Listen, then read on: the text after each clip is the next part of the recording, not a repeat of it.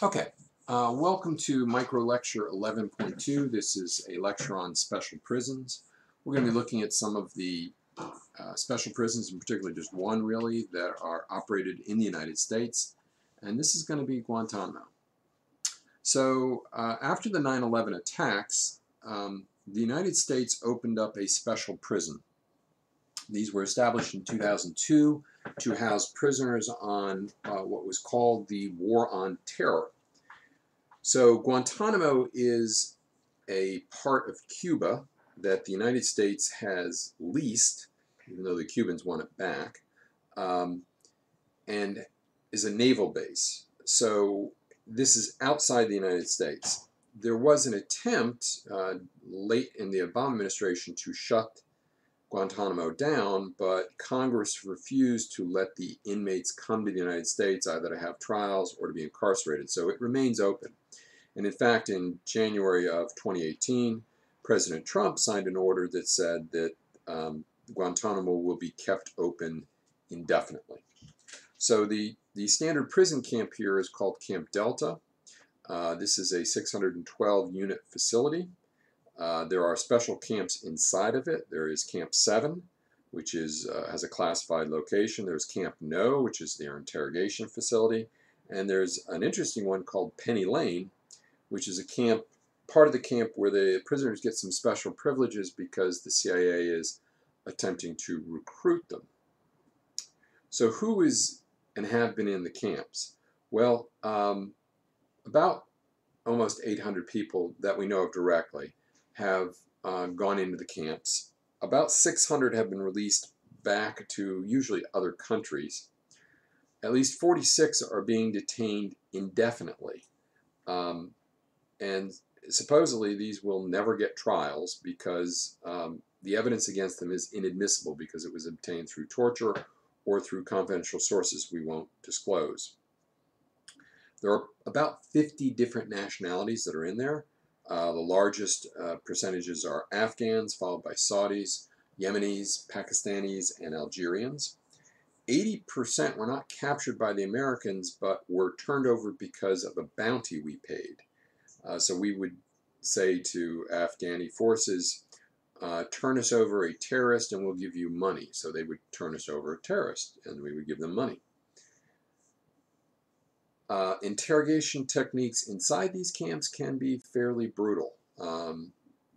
There have been sleep deprivation, simulated attacks and attacks with dogs, sexual humiliation, particularly using stripping them naked and using female inmates, female guards, smearing them with menstrual blood. Now, that makes Muslims unclean and is a shock. Treating the inmates like dogs, collaring them naked, forcing them to bark, waterboarding, which is a type of simulated drowning, up to and over 100 times per inmate. The legal basis for this is President Bush relied on something called the unitary executive theory, in which he claimed that there is no congressional oversight, so Congress can't look into these, that prisoners can be held forever without trial, and that they are not subject to judicial review, that the courts can't look at what's going on. Now that was challenged in Roswell versus Bush in 2004, and there has been an attempt to hold military trials, military commissions. The thing that struck me most when I was preparing this to talk about this is a very strange case. The case is Rumsfeld versus Bedelia. Mr. Bedelia was a U.S. citizen who was returning from Pakistan and was arrested in Chicago.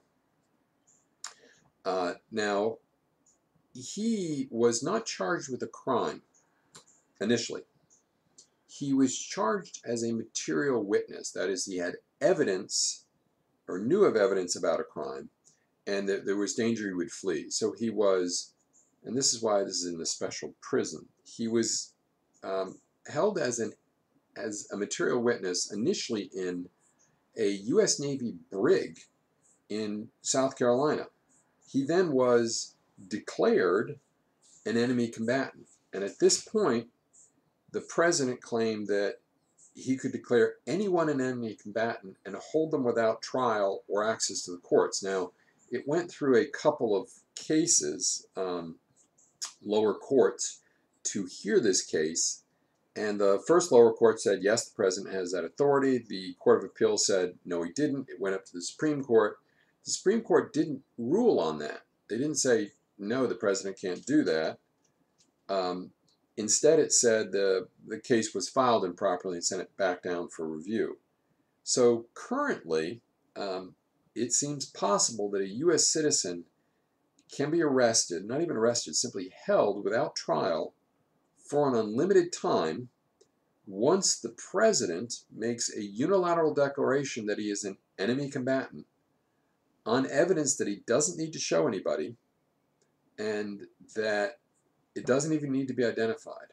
And to me, that's kind of a worrisome precedent because I wonder what the limits of that power is.